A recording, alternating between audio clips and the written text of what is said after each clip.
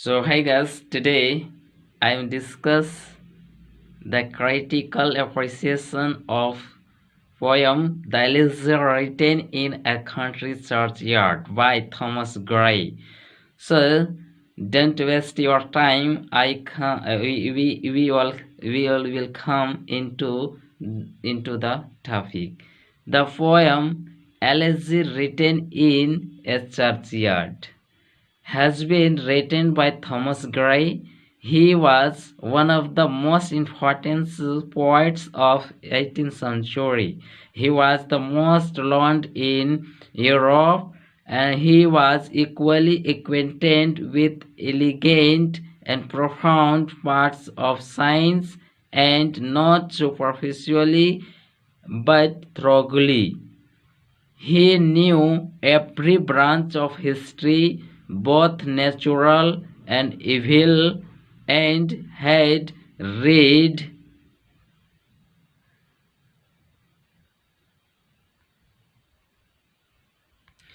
all the original historians of England, France, and Italy.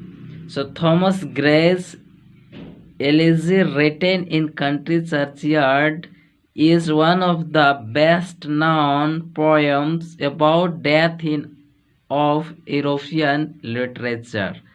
So the poem presents the reflections of an observer who, passing by a churchyard out in the country, stop for a moment to think about the significance of the strangers buried there. Scholars of medieval time sometimes kept skill on the desktop to keep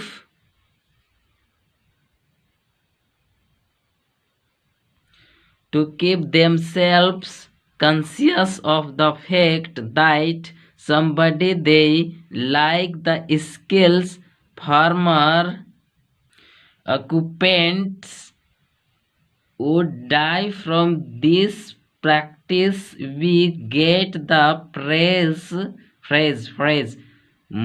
memento mori, which we say to these days to describe any token one uses to keep one's mortality in mind.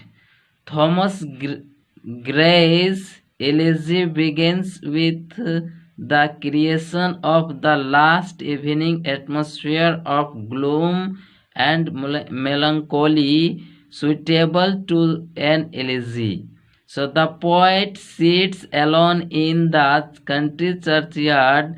The darkness is increasing all round, and the cattle are returning home for rest. The bell has tolled, the curfew hour is on, indicating the end of day's business. The moping owl, the bird of ill omen, haunts. The whole poem is filled with images and phrases of despair. The descriptions of the rustic poet also gives a gloomy picture of his life. Thus the pale of death dominates the poem. In the third stanza of poem, the poet describes save that from yonder ivy mental tower, the moping owls does to the moon complain, which demonstrates the night is approaching, because owls come out in the darkness of night or death. It also signifies the wealthy people because of the mention of ivy mental tower. This undoubtedly and naturally demonstrate the death of her father and the main beings put to rest within their tombs. So the poet sees a country churchyard, means a country yard at the sunset, which impels him to meditate on the nature of human morality. The poet evokes the classical idea of memento mori, the sun set by the side of the churchyard, making the narrator of ponder over. Okay, so here over. Okay, so here over the ultimate fate and nature of human morality, the narrator tries to bring out of the fundamental difference between the great and common man. When all lie side by side in their narrow cell, the idea is evoked the Latin phrase memento mori, which states all mankind.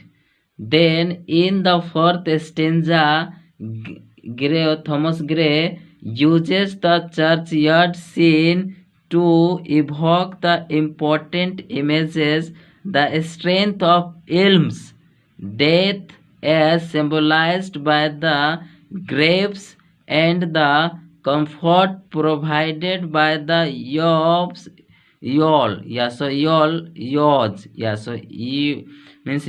means paid, giving shade on the bodies and so that sleep. The poet begins by the reflecting on the death of humble friend and the lower class. Thomas Gray has the ability to demonstrate the individual and the emotional issues behind the death and dying, and also elevate the common man. In the stanza 5, he expresses how these forefathers will no longer be roused from their lowly beds by the breeze of morning and swallow twittering or the cock echoing, and they are dead and gone forever. So he did the highlight the fact that it does not matter if one is rich or poor.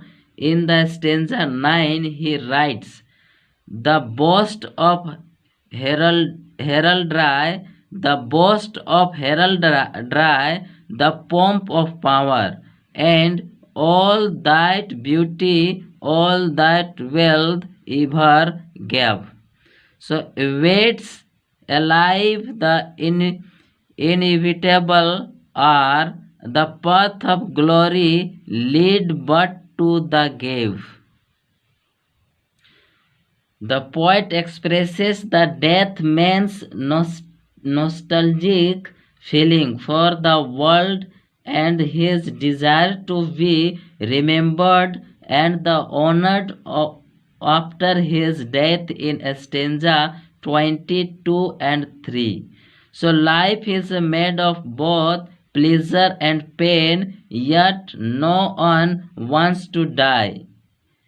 No one has overlapped the bright and happy enclosure of this world without casting on one longing lingering look behind. So even the poor, when they die, with to be remembered long after their death. So here a stanza I'll talk about on a stanza. So for who to dumb forgetfulness a prey, this pleasing Anaxias being ever resigned. So lest Yaso left the warm prescient of the cheerful, nor cast on longing, lingering look behind. He mentioned how he was quite a unknown person and did not earn any name or fame. So he was by the nature gloomy, but he had a kind heart and was sincere. He was sympathetic towards those who suffered. Hence, he is sure that God would have sympathy for him. It is just possible that accidentally some poet, having feelings similar to his one and inspired by the meditative cast of mind, may happen to come to his grave and in and inquire about his fate. Now, next. Thus, death seems to have powered the poet while he was writing about the death of rustic forefather of village and painting out their desire to be remainder after death. There is thus a double for every man in the poem. The poet observer who is every man is still alive and reflecting about the death each road forefather who is every man already dead and underground.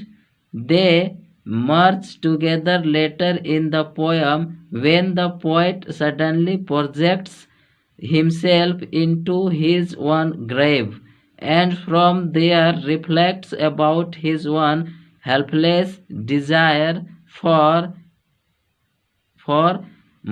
immorality. So guys, if you like this video and if you then you subscribe this channel and latest notification to press bell icon. Thank you.